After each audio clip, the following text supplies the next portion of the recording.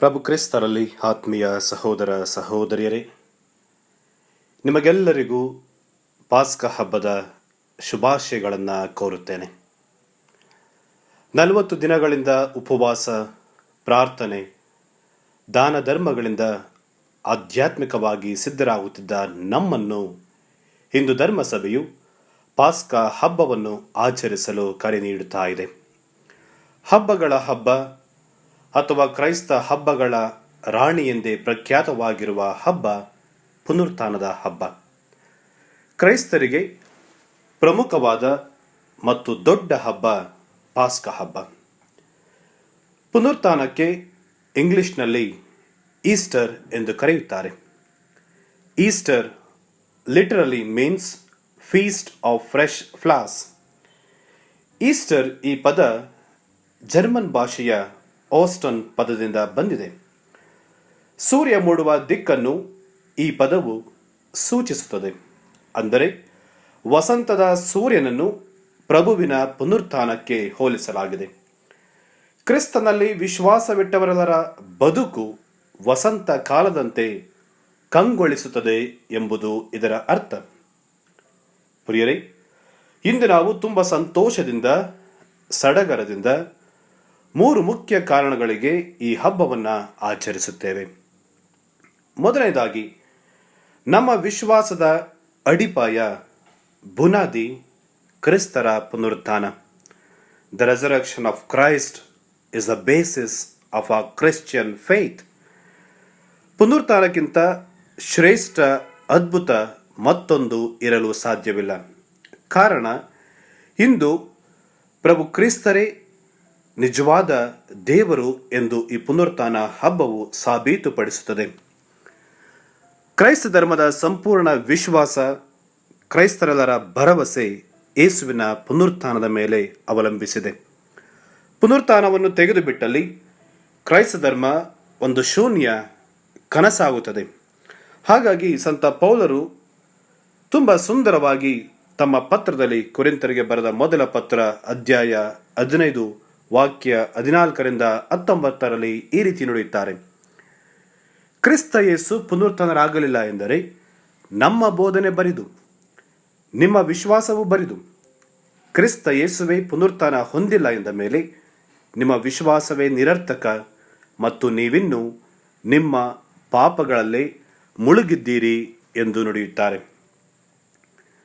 ಪ್ರಿಯರೇ, ಕ್ರಿಸ್ತ ಜಯಂತಿಗಿಂತ ಶ್ರೇಷ್ಠ ಹಬ್ಬ ಪುನರುತ್ಥಾನದ ಹಬ್ಬ. ಪುನರುತ್ಥಾನ ಕ್ರಿಸ್ತ ಜಯಂತಿಗೆ ಅರ್ಥವನ್ನು ತಂದುಕೊಡುತ್ತದೆ. ಕ್ರಿಸ್ತನ ಬರಿದಾದ ಸಮಾಧಿಯಿಂದ ಜೆರುಸಲೇಮಿನ ಗೋದಲಿಗೆ ಅರ್ಥ ಬರುತ್ತದೆ. If the tomb is not empty, the cradle makes no difference. It is Easter that gives Christmas its meaning.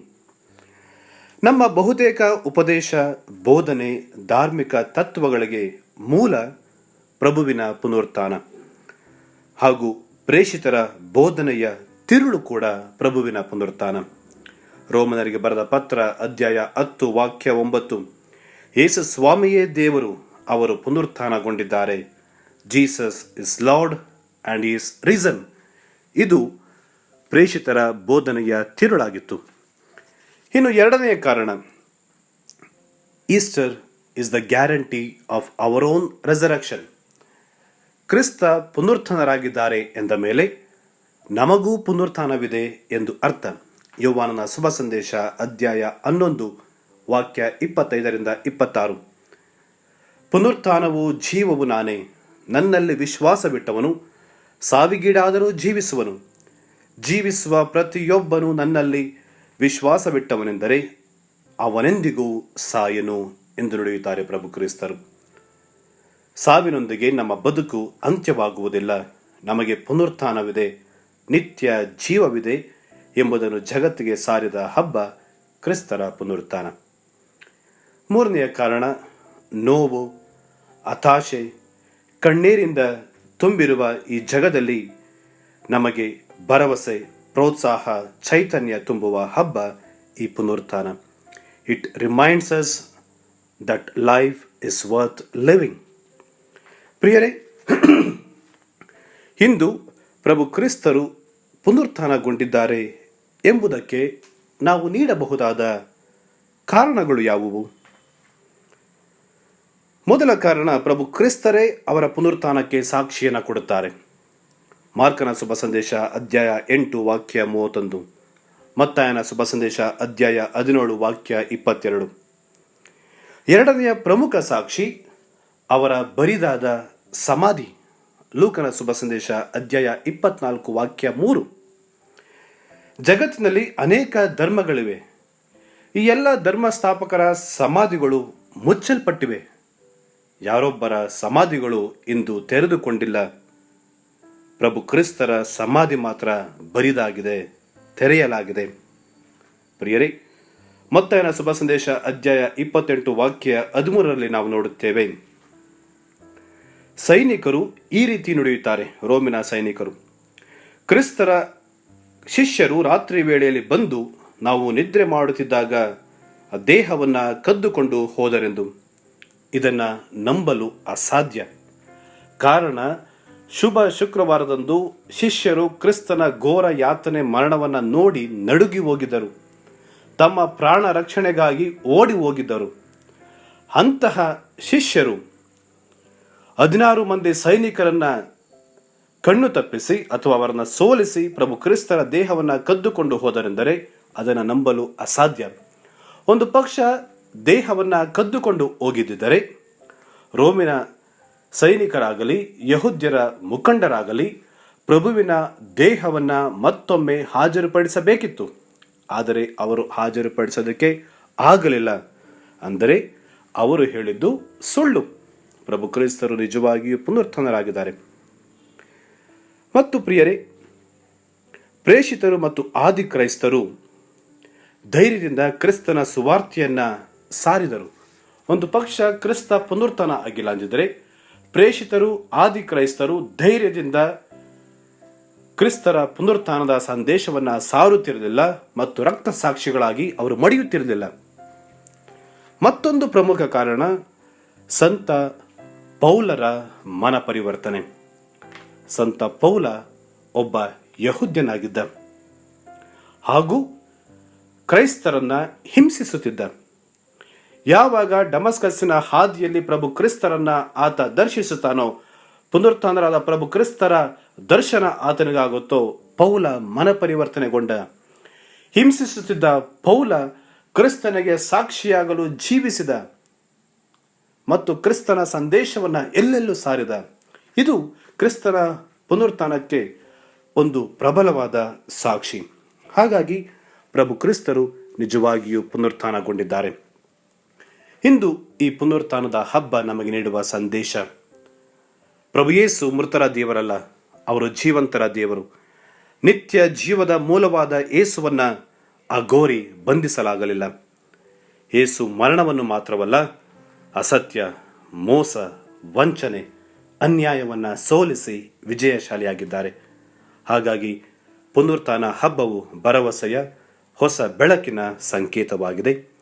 ಮೊದಲ ಆದಾಮ ಜೀವ ಪಡೆದ ವ್ಯಕ್ತಿ, ಆದರೆ ಎರಡನೆಯ ಆದಾಮ ಅಂದರೆ ಕ್ರಿಸ್ತ ಜೀವ ಕೊಡುವ ವ್ಯಕ್ತಿ. ಮೊದಲ ಆದಾಮನಿಂದ ನಶ್ವರ ದೇಹವನ್ನು ನಾವು ಪಡೆದರೆ, ಎರಡನೇ ಆದಾಮನಿಂದ ಪಡೆಯುವುದು ಅಳಿಯಲಾಗದ ಆಧ್ಯಾತ್ಮಿಕ ದೇಹ. ಆದ್ದರಿಂದ ಪ್ರಿಯರೇ, ಮುಂದೆ ಬರಲಿರುವ ಮಹಿಮೆಗಾಗಿ ಭರವಸೆಯಿಂದ ಕಾಯಬೇಕು. ಜೀವನದಲ್ಲಿ ಎದುರಾಗುವ ಕಷ್ಟ, ನೋವನ್ನು ತಾಳ್ಮೆಯಿಂದ ಸಹಿಸಬೇಕಿದೆ. ಯೇಸುವಿನ ಸಾವು ನಮ್ಮ ಪಾಪದ ಪರಿಹಾರಕ್ಕಾಗಿ ನೀಡಿದ ಶ್ರೇಷ್ಠ ಸಂಭಾವನೆ. ಈ ಪಾಸ್ಕ ಹಬ್ಬವು ಹತಾಶೆ, ನಿರಾಶೆಯಿಂದ ಬದುಕುವವರಿಗೆ ಭರವಸೆಯ ಹೊಂಗಿರಣ. ಯೇಸುವಿನ ಪುನರುತ್ಥಾನವು ಚೈತನ್ಯದ ಹೊನಲಾಗಬೇಕು ಎಂದು ನಮಗೆ. ಹಾಗಾಗಿ ಕ್ರಿಸ್ತ ಪುನರುತ್ಥಾನಗೊಂಡಿದ್ದಾರೆ, ಆದ್ದರಿಂದ ಅವರು ನಿಜವಾಗಿಯೂ ದೇವರು. ಕ್ರಿಸ್ತ ಪುನರುತ್ಥಾನಗೊಂಡಿದ್ದಾರೆ, ಆದ್ದರಿಂದ ನಮ್ಮ ಪಾಪಗಳು ಪರಿಹಾರವಾಗಿದೆ. ಕ್ರಿಸ್ತ ಪುನರುತ್ಥಾನಗೊಂಡಿದ್ದಾರೆ, ನಾವೆಲ್ಲ ದೇವರ ಮಕ್ಕಳಾಗಿದ್ದೇವೆ. ಕ್ರಿಸ್ತ ಪುನರುತ್ಥಾನಗೊಂಡಿದ್ದಾರೆ, ಇಡೀ ಮಾನವ ಕುಲ ಸಹೋದರ ಸಹೋದರಿಯರಂತೆ ಬಾಳಲು ಕರೆಯಲ್ಪಟ್ಟಿದೆ. ಕ್ರಿಸ್ತ ಪುನರುತ್ಥಾನಗೊಂಡಿದ್ದಾರೆ, ನಾವು ಯಾವುದೇ ದುಷ್ಟ ಶಕ್ತಿಗಳಿಗೆ ಭಯಪಡುವ ಅಗತ್ಯವಿಲ್ಲ. ಕಾರಣ ಕ್ರಿಸ್ತ ಎಲ್ಲ ದುಷ್ಟ ಶಕ್ತಿಗಳನ್ನು ಜಯಿಸಿದ್ದಾರೆ. ಕ್ರಿಸ್ತ ಪುನರುತ್ಥಾನಗೊಂಡಿದ್ದಾರೆ. ಆದ್ದರಿಂದ ನಾವು ಅವರೊಂದಿಗೆ ಪುನರುತ್ಥಾನಗೊಳ್ಳುತ್ತೇವೆ.